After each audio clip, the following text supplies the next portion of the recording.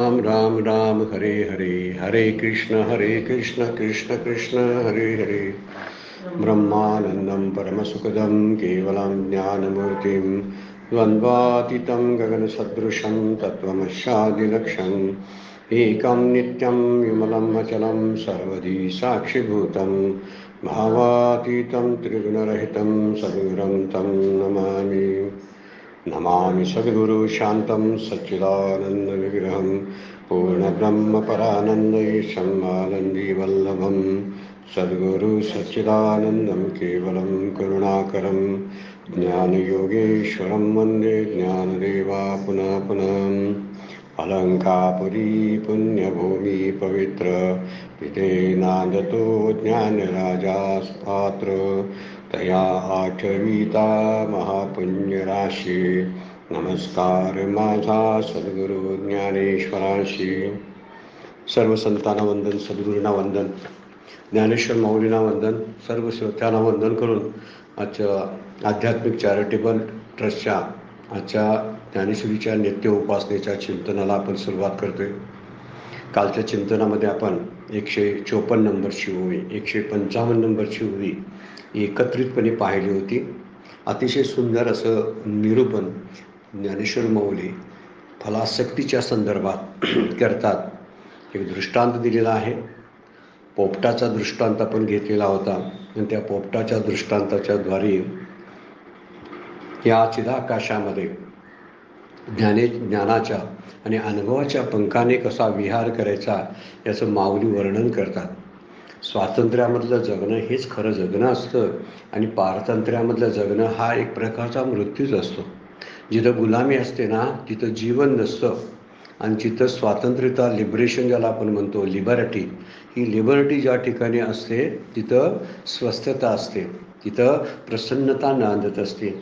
ज्या ठिकाणी ज्या ज्या देशावरती स्वातंत्र्यापूर्वी किंवा त्या देशांच्या स्वातंत्र्यापूर्वी जी गुलामगिरीची राज्य होती, जुलुमशाहीची होती, त्यातल्या लोकांचं आत्मसन्मान जो आहे तो खचवण्याचं काम केलं जात असायचं.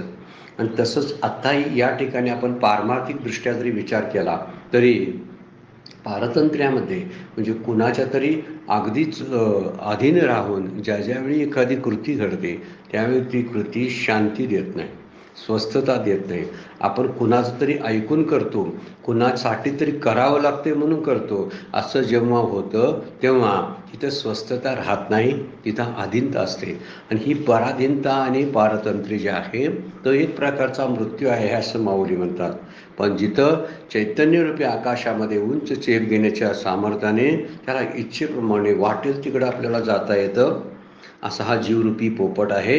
हा सुखाचा अनुभव घेत असतो, सुखाचं साम्राज्याचा अधिकारी होत असतो आणि हा जीव ब्रह्मत्वाला मिळत असल्यामुळं त्याच्यातलं स्वातंत्र्य तो अनुभवत असतो. असा विचार माऊलींनी मागच्या या 2 ओवीमधून सांगितलेला आहे.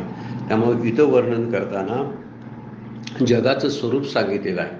जगाच्या स्वरूपाचं वर्णन करताना संसाराचं माऊली करतात. आणि गोवी गेलिया जवळी झगटलिया अंग फाळी फळे तरी आतू पोळी बोराटी जैशी.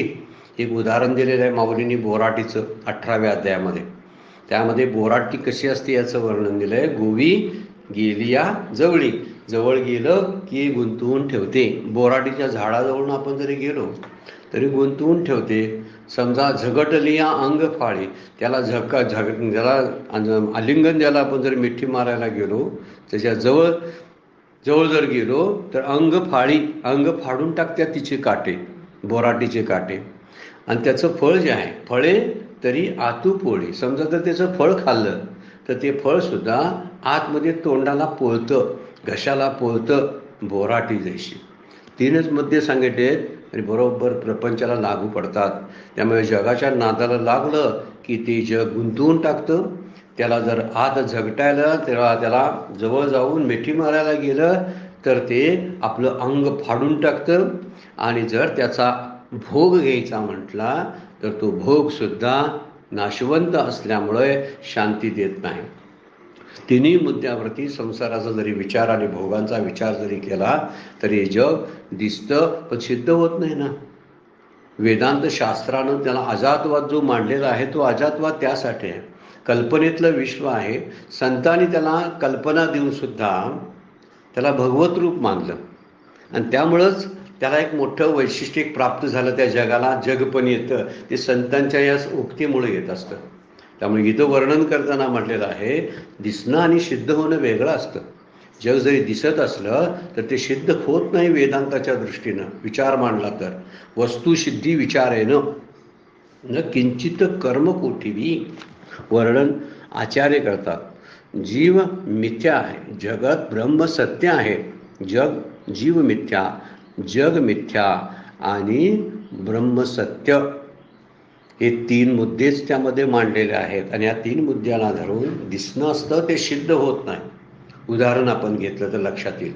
पाहुण्यांचं मूल दिसतं पण त्याला आपलं म्हणून सिद्ध करता येते का बघा? नाही. हे दिसलं म्हणजे सिद्धच होते असं काही नाही. बरेच वेळा दिसतं ते सिद्ध करता येत नाही. जग दिसत असलं तर ते सिद्ध करता येत नाही. जग तसं दिसतं पण त्याचं सिद्ध नाही होत. ही नामरूपात्मक जी प्रकृती आहे आणि अस्थिभाती प्रिय रूप जो पुरुष आहे, या व्यतिरिक्त तिसरं काही या जगात दिसतच नाही आपल्याला. एक नामरूपात्मक असलेली प्रकृती आणि अस्थिभाती प्रिय रूपानं असलेला जो ईश्वर, त्याला पुरुष म्हणतात, तो पुरुष या व्यतिरिक्त आहे काय सांगा? म्हणजे तिसरं काहीतरी दिसतंय आपल्याला. या दोन्ही व्यतिरिक्त तिसरं काहीतरी दिसतंय, त्याला वेदांत विवर्तवाद म्हणतात. आणि सिद्ध झालेली वस्तू खरी असते. आता दिसायला इथे विचार केला तर 3 दिसतात बघा आणि 2च त्यातले सिद्ध होतात. आणि जर आत्मानात्म विचार जर केला, सारासार विचार जर केला तर विचाराने एकच सिद्ध होतं. द्वामिमो पुरुषो लोके 15वा अध्याय बोलतो बघा. द्वामिमो पुरुषो लोके क्षर अक्षर एवच. क्षर अक्षर असं आणि क्षराक्षराच्या अतीत असलेलं जे आहे ते उत्तम पुरुषाचं उदाहरण 15वा अध्यायानं आपल्याला ज्ञानेश्वरी सांगते. इथं वर्णन तेच आहे. एक क्षर आहे, दुसरं अक्षर आहे, तिसरं उत्तम पुरुष आहे.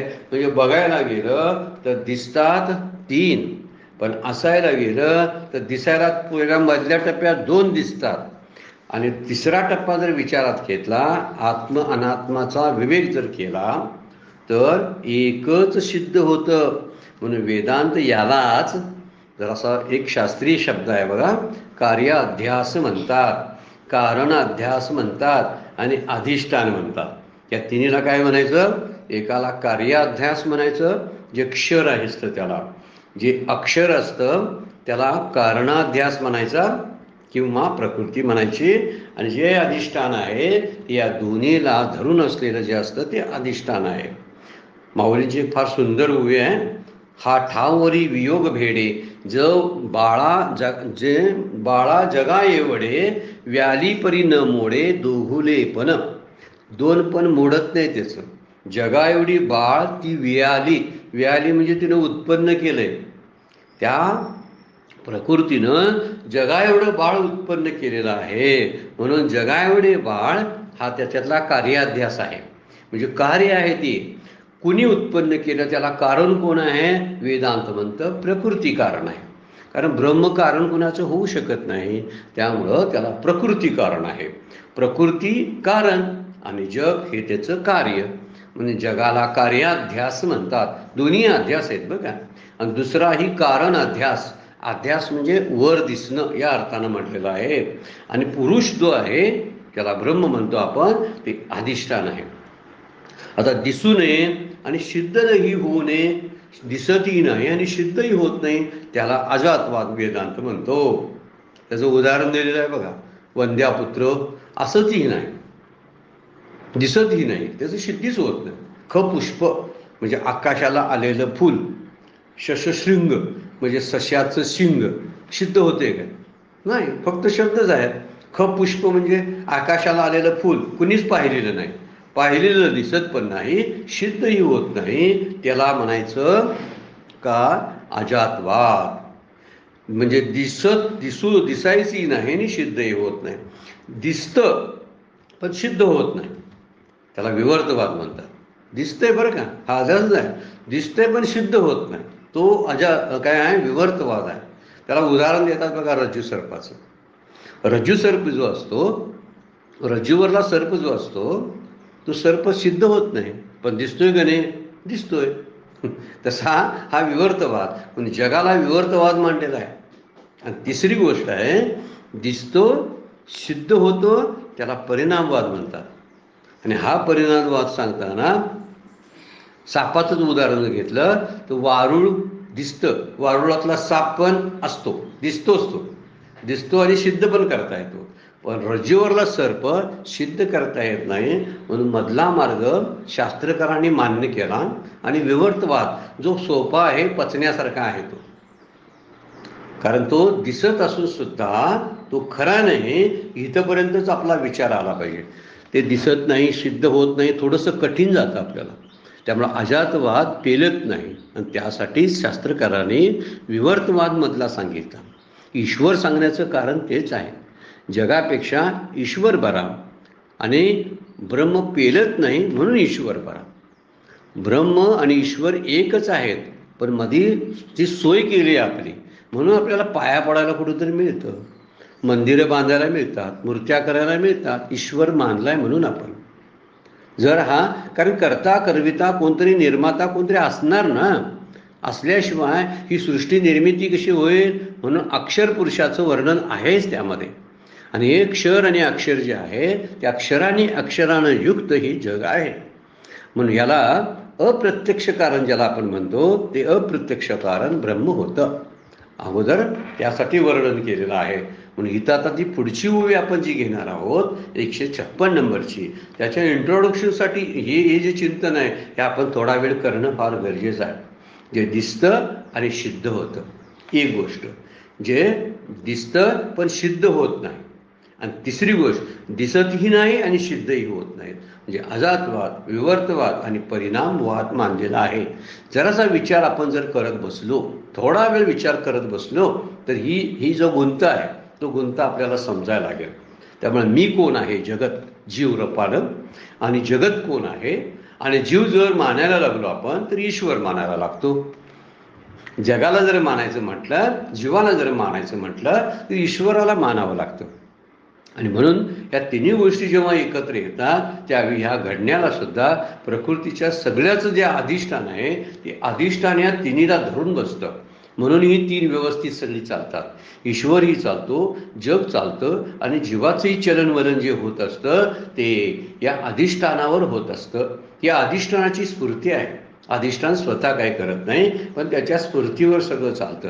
सूर्य काय करत नाही, पण सूर्याच्या सत्तेवरती सगळं चालतंय, असं जे म्हटलं जातं त्याचा अर्थ तोच होतो. म्हणजे माऊली आता काय बोलतात बघा, की हे जे तत्व आहे, या तत्वाला देशकाल वस्तूच्या मर्यादा राहत नाहीत, म्हणून त्याची मोजणी करता येत नाही. मोजणी जर व्हायला लागली तर त्याला निर्माण व्हावं लागतं, आणि जर निर्मिती असेल तरच त्याला मोजता येतं, नाहीतर मोजताच येत नाही. इथं म्हणता, तया उमपा मापका सुवावे. असा जर जो काय आहे, असं जर ते ब्रह्माचं स्वरूप असेल, असा जर भगवंत असेल परमात्मा, तर त्याला उमपा माप का सुवावे, त्याला एकदिशी बुद्धीचं माप का घालावं? जर ते अपरिच्छिन्न असेल तर त्याला मर्यादित का करावं? मग अव्यक्ता व्यक्त का मानावे?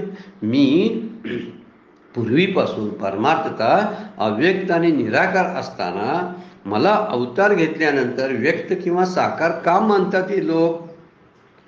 आणि सिद्ध असता का निमावे साधनवरी? आणि मी मूळचा सिद्ध आहे, म्हणजे ज्याला आपण मगाशी तिसरी गोष्ट म्हटली ना, जी मूळचीच आहे, त्याला सिद्ध करायला जायला लागत नाही, ती सिद्ध आहे. मी स्वतः सिद्ध असताना माझ्या प्राप्तीकरता साधनं करीत बसून का मरावे? सिद्ध असता का निमावे साधनवरी? मी सिद्ध असताना साधनांचा खटाटोप करून शीन का वावगा घ्यावा, असा माऊलीचा प्रश्न आहे. मी कसा आहे, अपरिच्छिन्न असताना मला मोजण्याचं का, प्रमाणानं का मोजावं? मी अव्यक्त आणि निराकार असताना मला व्यक्त आणि साकार का मानावं? आणि तिसरी गोष्ट, मी सिद्ध असताना त्याला स्वयंसिद्ध असताना त्याला साधनाच्या द्वारे सिद्ध करायला का जावं? हे 2-3 प्रश्न माऊलींनी विचारलेले आहेत. हा पूर्ण जो 156 नंबरची उभी आहे तर वेदांत शास्त्राचा जो विचार आहे तो यामध्ये मांडलेला आहे. भक्तीच्या पलीकडचा विचार आहे.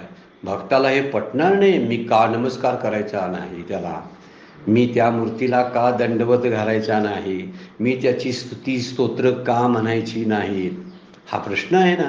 त्याचं मी दर्शन का घ्यायचं नाही, हे सगळे जे प्रश्न आहेत ते भक्ताचे आहेत बरं का.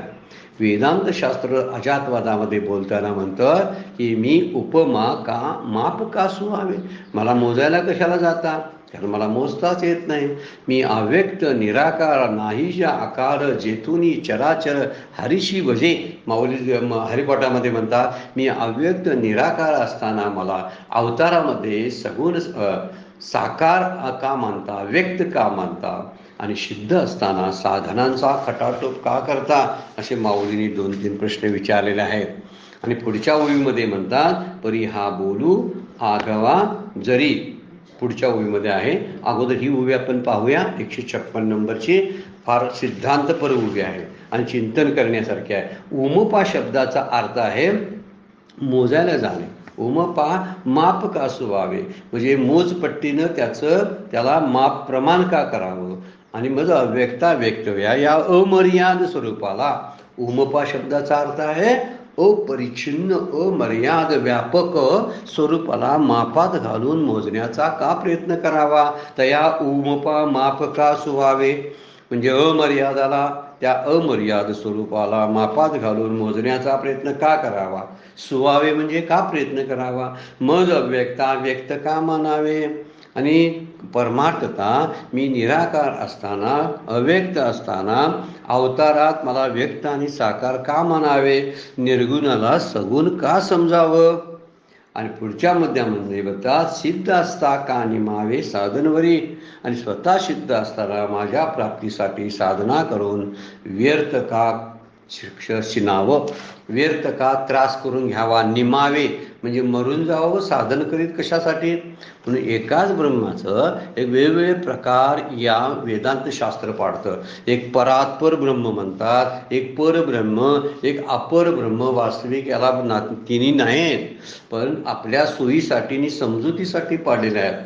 परात्पर हा शुद्ध भाव आहे त्यातला, हा प्रपंचा पलीकडील आणि प्रकृतीच्या पलीकडं असणार हे तत्व जे आहे ते परात्पर आहे. हे मायेच्या पलीकडं आहे, त्याला सर्वोत्कृष्ट आणि उत्तम पुरुष असा शब्द जो वापरलेला आहे त्या परात्पर ब्रह्माला वापरलेला आहे. ते निरुपाधिक आहे, ते निर्गुण आहे, ते निराकार आहे, अशी त्याला विशेषणं जोडली जातात. दुसरे एक पर आहे बघा, त्याला कारणभाव म्हणतात. शुद्ध भाव झाला मगाचा, आता हे कारण आहे बघा. म्हणजे मायेच्या द्वारे जेव्हा ते विशिष्ट होतं आणि विश्वाचं कारण बनतं तेव्हा त्याला पर म्हणतात. पर म्हणजे जे कारण बनतं ते, हाच ईश्वर बरं का, यालाच ईश्वर म्हणतात. म्हणजे मायेला सहाय्यासाठी घेऊन मायेद्वारे विशिष्ट होतं आणि रूपाला येतं, साकार होतं, त्याला ईश्वर म्हटलेलं आहे. तो सोपाधिक ब्रह्म त्याला म्हणतात. आणि अपर जे आहे ते कार्योपाधिक म्हटलेलं आहे. एक शुद्ध भाव, दुसरा कारण भाव, आणि अपर जे आहे कार्योपाधिक भाव. मगाशी आपण सुद्धा वर्णन बघितलेलं आहे, कार्याध्यास, कारणाध्यास आणि अधिष्ठान. तसंच इथं आहे परात्पर, पर आणि अपर, ह्या तिन्हीचा विचार तिथंच तसा आहे. तर कार्योपाधिक म्हणजे ब्रह्मा विष्णू महेश यांच्याद्वारे प्रकृतीमध्ये कार्यरूपानं दिसतं. ते ब्रह्मदेव कसा दिसतो, तर ब्रह्मदेव सगळ्या जगाची उत्पत्ती करतो. आता समोर दिसायला लागलेली उत्पत्ती म्हणजे ब्रह्मदेवानं ते समोर येऊन कार्य केलं, तो कार्याध्यास आहे. दुसरी गोष्ट विष्णू आहे, त्याला जगवते कोण, ही सगळी जगतात ना जीव, तर जगवते कोण, तर विष्णू जगवतो, पालन पोषण करतो, म्हणजे विष्णू त्या रूपानं प्रकट आहे.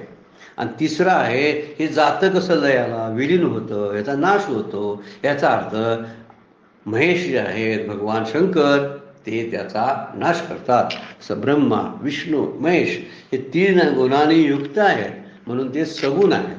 त्या ठिकाणी 3 गुण आहेत. ब्रह्माच्या ठिकाणी गुण आहे, विष्णूच्या ठिकाणी गुण आहे, आणि शंकरांच्या ठिकाणी काय आहेत, रज तम आणि सत्व गुणाने युक्त असलेले हे सगुण अवतार आहेत. हे सगुण आहे. आणि कधी कधी साकार सुद्धा आहेत. मूर्तीच्या रूपात साकार होतात, अवताराच्या रूपात साकार म्हणजे आकार धरून येतात. रामकृष्ण इत्यादी अवतार झालेत ना, हे अवतार साकार होते, सगुण होते. आणि आपल्या मूर्तीसुद्धा साकार आहेत, त्याच्यामध्ये पण गुण आहेत. तर हे कसे आहेत? ब्रह्मा विष्णू महेश हे जगाच्या निर्मितीसाठी यांना निर्माण केलेलं आहे. वास्तविक म्हणून हे कार्याध्यास आहे.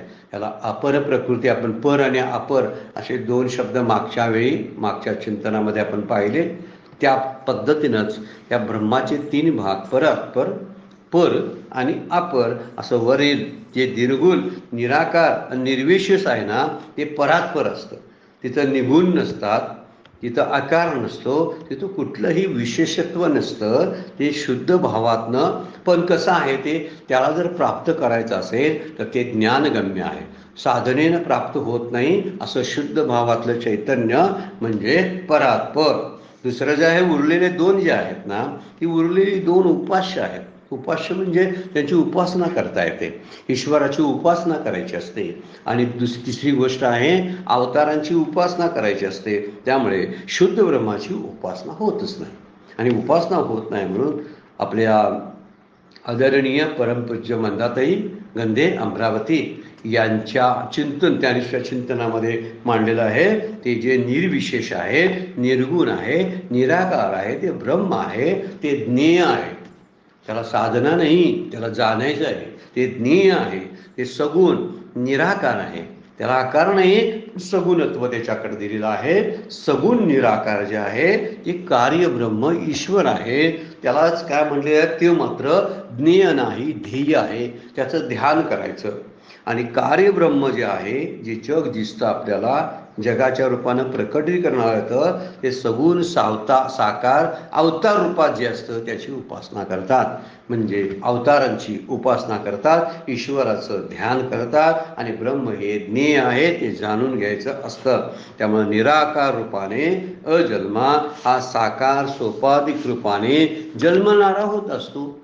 अवतार जन्माला येतात, याचा अर्थ निराकार निर्गुण असलेलं ब्रह्म सगुण साकार होऊन जन्माला येतं. आणि सृष्टीमध्ये एक प्रकारची व्यवस्था लावून परत जात असतात. म्हणून तो काय मनबुद्धीचा विषय नाही बरं काय. म्हणून म्हटलेला आहे, तया उमपाप का सुवावे, कारण तो मनबुद्धीचा विषयच होत नाही. मनानं त्याला कळता येत नाही आणि बुद्धीनं त्याचा ठाव घेता येत नाही. अशा स्थितीचे वर्णन 12व्या अध्यायामध्ये सुद्धा माऊली करतात. जे तर मनाची नखी न लगे, बुद्धीची दृष्टी न लगे, ते इंद्रिया काय जोगे काय होईल वर्णन केलेलं आहे. इंद्रिया जोगे इथं बुद्धीचं मनाची नखी लागत नाही, बुद्धीची दृष्टी टिकत नाही. ते इंद्रियांना कसं प्राप्त होईल सांगा बघू, असा प्रश्न विचारलेला आहे. तया उमपा माप का सुवावे, मग त्याला मापात मोजण्याचा का प्रयत्न करावा. कारण त्याला मोजण्याचा प्रयत्न करणं म्हणजे अज्ञानच आहे, असं माऊली 9व्या अध्यायामध्ये बोलतात बरं का. एरवी स्थूल दृष्टी मूढ माते जाणती कीर दृढ, परते जाणण्याची जाणनीय आड रिगोनी टाके.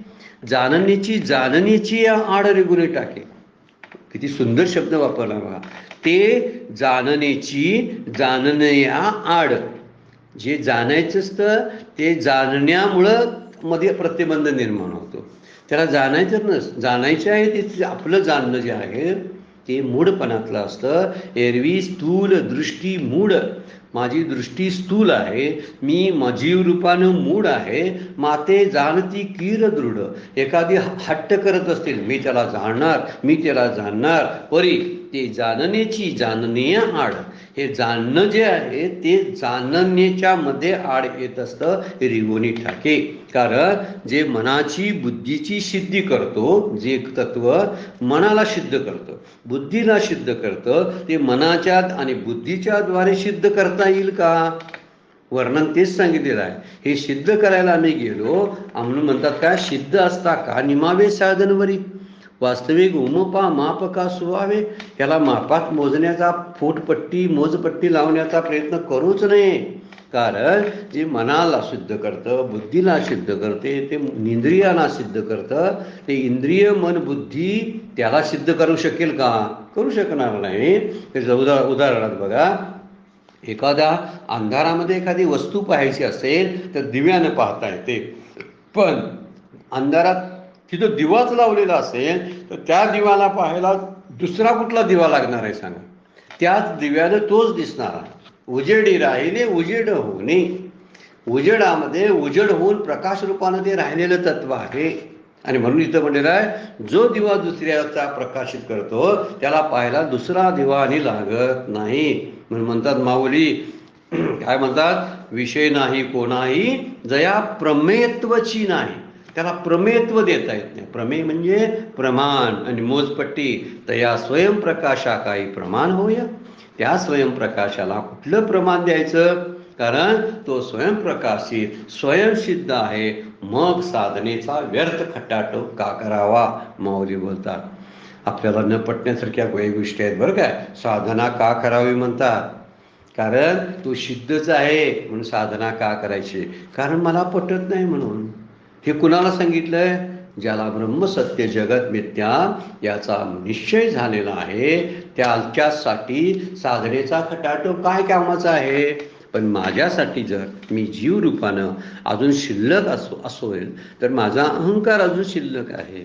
आणि म्हणून मला काय करावं लागेल? साधना असायला पाहिजे. मोजणं होतं माझं आणि मला अव्यक्त अजून लक्षात येत नसल्यामुळं साकार असणारं जे तत्व आहे त्या तत्वाचाच मला विचार करावा लागतो.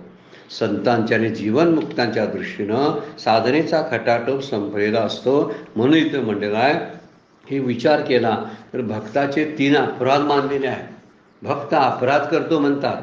त्यातला पहिला अपराध कोणता असेल तर घरातून मंदिरात गेलो दर्शनासाठी, हा भक्ताचा पहिला अपराध आहे. भक्तच बोलतो, देवा मी अपराध केला तुझा, मी दर्शनासाठी घरातून बाहेर पडून मंदिरात गेलो, नुसताच मंदिरात गेलो नाही, दुसरा अपराध केला, मी तुझं दर्शन घेतलं आणि दर्शन घेऊन गप्प बसलो नाही तर मी तुझी स्तुती केली. तिन्हीही अपराध आहेत असं भक्त स्वतःलाच म्हणतो. घरातून मंदिरात जाणं, दर्शन घेणं आणि तुझ्या नावाचा जय जयकार करणं, तुझी स्तुती करणं, हे तिन्ही प्रकारचे अपराधच आहेत असं भक्ताच्या दृष्टीने तर ओवीच्या दृष्टीने आपण मांडायला लागलेलं आहे. मंदिरात जाऊन का असं म्हटलं असेल? मग मंदिरात जायला का सांगितलं? स्तुती स्तोत्रे गायला संतांनी का सांगितली? त्याच्या दर्शनाला जायला का सांगितलं सांगा बघू. याचा अर्थ ह्या दोन्हीचा विचार करावा लागतो. मंदिरात जाऊन चित्त शांत होतं, आपला अनुभव आहे. जर दर्शनानं पुण्याची प्राप्ती होती असं शास्त्र सांगतं आणि स्तुती केल्यामुळं भगवंताची आपल्या पापांचा नाश होतो. मग हे अपराध कसे सांगा बघू? दर्शन घेणं अपराध, मंदिरात जाणं अपराध, त्याची स्तोत्र गायनं हा अपराध आहे, त्याचं नाम घेणं अपराध आहे का? जर तो स्वयंसिद्ध आहे तर अपराध आहे. मग स्वयंसिद्ध ज्याला आहे त्याच्यासाठी तो अपराध आहे. ज्याला अजून सिद्ध झालेला नाही त्याच्यासाठी मात्र तो अपराध नाही हे सांगायचं आहे. कारण घरातून मंदिरात जायची गरज काय आहे? म्हणून मी व्यापक असताना सुद्धा भगवंताला याला परिच्छिन्न केलं, मग अपराध केला का नाही? व्यापकत्वाचं त्याचं अज्ञान आहे. अज्ञान असल्यामुळं तो म्हणतो मी अपराधी आहे. कारण तू व्यापक असताना मला घरातून मंदिरात का जावं लागलं? जर तू मंदिरात असेल तर घरातही असणारच आहेस. तू बाहेर आहेस तसा आत आहेस. तू माझ्यात आहेस तसा इतर चर आणि अचरामध्ये सुद्धा आहेस. हा भाव माझ्यात का प्रकट झाला नाही? म्हणून भगवंता मी तुझा अपराधी आहे. तुझं व्यापकत्व आणि विस्तारलेलं निराकार आणि अव्यक्त रूप मला कळलं नाही आणि मी कळलं नाही म्हणून मी अज्ञानी आहे आणि अज्ञानातून माझा अपराध घडला. मी घरातून तुला भेटायसाठी मंदिरात गेलो. मला डोळ्यानं पाहता येशील असं मला वाटलं. तू दृष्टिगोचर आहेस असं मला वाटलं. तू इंद्रियाधीन आहेस, इंद्रियानं तुला प्राप्त करता येतो असं मला वाटलं. म्हणून माझ्या डोळ्याने मी तुझं दर्शन घेतलं, मी चूक केली. वास्तविक तू दृष्टी अगोचर आहेस. म्हणून तुकोबाच म्हणतात, मन वाचातीत तुझे हे स्वरूप. संत वर्णन करतात मनाच्या आणि वाचेच्या बुद्धीच्या पलीकडं असलेलं हे तत्व आहे. आणि म्हणून मनानं आणि बुद्धीनं वाचेनं जर त्याला सिद्ध करता येत नसेल तर डोळ्यानं त्याचं दर्शन घेण्याला अर्थ काय आहे? डोळ्यानं मी त्याला मोजलाच ना, डोळ्यानं मी त्याचं दर्शन घेतलं, मी अपराध केला की नाही? तर अपराध केला असं भक्त म्हणतो. म्हणून तुला मी दृष्टिगोचर समजला. वास्तविक तुझं हे तत्व जे मन वाचातीत आहे आणि तुला प्रमेयत्व मी दिलं, तुझं माप काढलं, तुला प्रमाणानं डोळ्याच्या प्रमाणानं सिद्ध करण्याचा प्रयत्न केला, हे माझा अपराध आहे असं पहिलं वर्णन करतात. आणि तिसरा अपराध कोणता केला? तुला तुझं मी गुण गायलं, तुझी स्तुती गायली, तुझ्या स्तोत्रांचा उच्चार केला, तुझ्या नामाला मी काय केलं? नामाचा जप केला. मी अपराधी आहे. कसा अपराधी आहे? कारण तू शब्दाच्या पलीकडे आहेस आणि तुला शब्दानं पकडण्याचा मी प्रयत्न केला. तू कसा आहेस? सुंदर ते ध्यान उभा विटीवरी हे शब्द मी वापरले तुझ्यासाठी. मी शब्द वास्तविक वापरायला नको पाहिजे होते, पण तुम्ही शब्द वापरले. तू शब्दाच्या पलीकडले आहे. शब्दाचा शब्देविन संवाद असा तुला संवाद आहे. त्यामुळे शब्दाच्या पलीकडं आहे. माऊली वर्णन कसं करतात बघा. आणि जे प्रणवा पहिलीकडे वैखरीशी कानडे काहीसही न सांगडे नव्हे जी वस्तू. ही वस्तू कशी आहे? आत्मवस्तू. देव कसा आहे? भगवंत कसा आहे? जे प्रणवा पहिलीकडे, प्रणव म्हणजे अक्षर, ओम, या अक्षराच्या पलीकडे ते आहे. मग ओमनं त्याला पकडण्याचा मी प्रयत्न केला, मग मी दोषी आहे की नाही? अपराधी आहे. वर्णन कसं केलं बघा. मी तुला शब्दात पकडण्याचा प्रयत्न करतो म्हणून मी अपराधी आहे. वैखरीशी कानडे, ज्या वैखरीनं मी रामकृष्ण हरी म्हणतो, तुझं गुणगान गाणतो, त्याला ते तत्व कानडे आहे. कानडे म्हणजे न प्राप्त होणार आहे. काहीच याही सांगडे नव्हे जी वस्तू. कोणत्याच गोष्टीमुळे ही वस्तू प्राप्त होत नाही. कोणत्या साधनामुळे ह्याला प्राप्त करता येत नाही. परंतु मी शब्द वापरले. पण शब्दाला काय अर्थ आहे? तू प्रणवा पलीकडीलच आहे. तू ओंकाराच्याही पलीकडचा आहेस. ओंकाराच्या 3 मात्रेच्या पलीकडे गेल्याशिवाय चौथ्या तुरीय अवस्थेमध्ये जाता येत नाही. जी तुर्या ज्याला अमात्र म्हटलेलं आहे, त्या मात्रा संपल्याशिवाय अमात्र अवस्था प्राप्त होता येत नाही. त्यामुळे शब्दानं तुला मी पकडण्याचा प्रयत्न केला, मी अपराधी आहे. तुकाराम महाराज म्हणतात, तुका म्हणे ते बहु सुकुमार न सहावे भार ओझे शब्दाचे. काय म्हणतात बघा, न सहावे ओझे शब्दाचे. त्याला शब्दाचं भार सुद्धा सहन होत नाही. तुका म्हणे तो बहुसुकुमार न साहे भार शब्दाचा. शब्दाचा भार सुद्धा त्याला चालत नाही. हे विठ्ठला पांडुरंगा असं म्हणण्याला सुद्धा त्याला खपत नाही. असलं ते सूक्ष्म नाजूक इतकं तरल असं तत्व आहे. म्हणून इथं वर्णन म्हणतात काय, जे उपतवा उमपा मापका सुवावे मजा व्यक्ता व्यक्त का मानावे. माऊली बोलतात 156 नंबरच्या ओळीमध्ये. मग साधना करायची नाही का? त्याचा माप काढायचं नाही, त्याची स्तुती करायची नाही, त्याचं दर्शन करायचं नाही, मग व्यक्ताची पूजा करायची नाही, अवतारांना मानायचं नाही, मग साधना करायची का नाही? कारण तो सिद्ध आहे. का करायला लागते बघा, तो सिद्ध आहे पण त्याचं जर ज्ञान नाही, म्हणून त्यासाठी साधना करावी लागते. मुख्य पहिलं कारण साधना का करायची बघा. म्हणून माझ्यासाठी हे उपयोगाचं आहे हे लक्षात ठेवलं पाहिजे. ज्ञानेश्वरीतली ओवी वापरताना संत म्हणतात, संतांचा विचार आहे, त्याला माप मोजता येत नाही, त्याला प्रमेयत्व देता येत नाही, ते वैखरीनं बोलता येत नाही, शब्दाच्या पलीकडे आहे, दृष्टीला गोचर नाही, इंद्रियांच्या पलीकडे आणि जगाच्या पलीकडे प्रकृतीच्या पलीकडे असणारं हे तत्व आहे. हे कोणासाठी? संतांसाठी, जीवनमुक्तांसाठी. माझ्यासाठी साधना करावीच लागेल. व सिद्ध आहे याचं ज्ञान मला नाही, ते स्वयंसिद्ध आहे. जय जय व सुते काय वर्णन केलेलं आहे. ओम नमो जी आद्या वेद प्रतिपाद्या जय जय स्वसंवेद्या आत्मरूपा. तू स्वसंवेद्य आहेस. स्वसंवेद्य म्हणजे तुला जाणायला तुझाच बघावं लागतं, तुला दुसरी कारणं आणून चालत नाहीत. म्हणून साधना करावी लागते. साधनेनं आणखीन एक फायदा होतो, चित्त शुद्ध होतं. शुद्ध चित्तानं भगवंताची प्राप्ती करून घेता येते. म्हणून ज्ञानात आतमध्ये जे प्रतिबंध आहेत ते प्रतिबंध घालवण्यासाठी सुद्धा साधना करावी लागते. मल विक्षेप आवरण हे प्रतिबंध साधनेनंच दूर होतात आणि ह्या सगळ्यांच्या निवृत्तीकरता साधना करावीच लागेल. पण इथं प्रमेयत्व का द्यायचं नाही म्हणतात, जे प्रमाण आहेच, जे सिद्धच आहे त्या सिद्धाला दुसरी गोष्ट कशासाठी सांगत बसायची असं वर्णन केलेलं आहे. आणि हे वर्णन जे आहे हे वर्णन शुद्ध असणाऱ्या शुद्ध पुरुषांसाठी सांगितलेलं वर्णन आहे. वर्णन माऊली म्हणतात आहेच ती सिद्ध. 9व्या अध्यायामध्येच्या ओव्या फार सुंदर आहे, चिंतन करण्यासारखे आहेत बघा. वारा आभाळची पेढी वाचुनी सूर्यात न घडी, का हातू बाबुळी धाडे तोय न करी. माऊली कशी बोलतात बघा. वारा आभाळची पेढी म्हणजे वरचे जे वाचुनी सूर्यात न घडी, ढगाळ झालेलं आकाश असतं, ते ढगाळ झालेलं आकाश ढग घालवण्याचं काम वारा करतो. बरोबर आहे काय. वाचुनी सूर्यात न घडी, काय सूर्याला निर्माण करतोय. वारा सूर्याला निर्माण करत नाही. पण आपण म्हणतोय वारं सुटलं बरं झालं, वाऱ्यामुळं सूर्यदर्शन झालं, वाऱ्यामुळं झालं काय. आणि वारा नसता तर तरी सूर्य आहेच.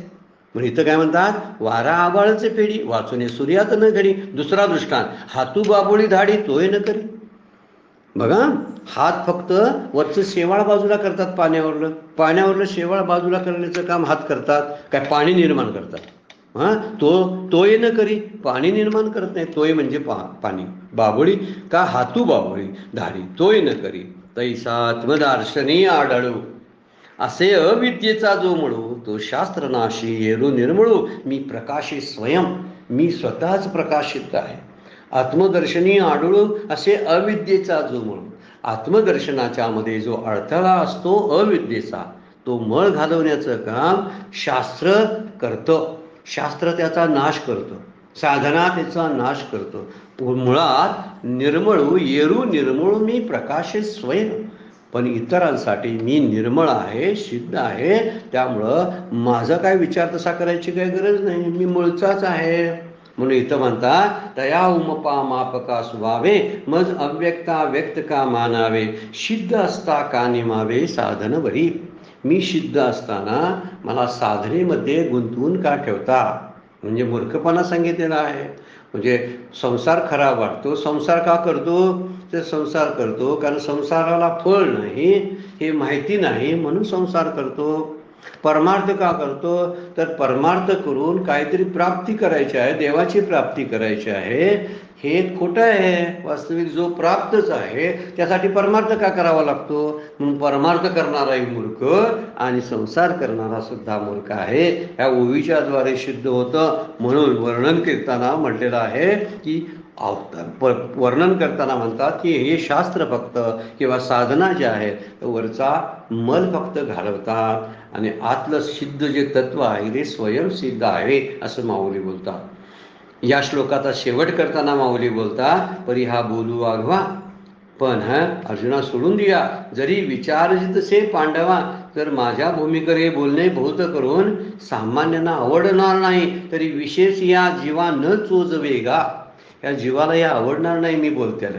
मगापासून आपण जी चर्चा केली ना, तो नाहीच असा अजातवाद आहे. मग मी भक्ती कशी करू, तू कशाला स्तुती करतोस, त्याचं दर्शन कशाला जात घेतोस, मंदिरात का जातोस असं म्हटलं तर आवडेल का कुणाला, नाही आवडणार. म्हणून माऊली म्हणतात तरी विशेष या जीवा न चोचवेगा. पण या जीवाला या आवडत नाही ना, कारण जीव अज्ञानी आहे आणि अज्ञानाचा वरती पडदा आहे, त्याच्यावरती आवरण आहे. आणि आवरणाखाली असलेल्या जीवाला ह्या गोष्टी पटत नाहीत ना, की तो मूळ आहे, स्वसिद्ध आहे, निर्विशेष आहे, अव्यक्त आहे. पण त्याला समजत नाही, पटत नाही. म्हणून हेच वर्णन करण्यासाठी सत्य बोलणं हे बहिर्मुखाना जीवाला आवडत नाही. कारण अव्यक्तास व्यक्त आणि सिद्धास साध्य म्हणण्याचे संस्कार आपल्यावरती अगोदरपासून झालेले आहेत. हा देव आहे. मंदिरात गेल्या तो मूर्तीच्या आकारात आला की कमरेवर हात ठेवून उभा राहिला, तो विठ्ठल आहे. आता धनुष्यबाण धनुर्धारे आहे ते प्रभू रामचंद्र आहे. ज्यांच्या हातमध्ये सुदर्शन आहे ते प्रभू श्रीकृष्ण आहेत. माझा संस्कारच असा आहे. त्यामुळे देवदेवता सुख देतात आणि दुसरा देव नाही या भ्रमात जगणाऱ्या जीवांना हे वरची ओवीच लागू पडेल का. उमपा मापका सुवावे, अव्यक्ता व्यक्त का मानावे, सिद्ध असता का निमावे साधनावरी. ही ओवी पचण्यासारखी नाही आहे.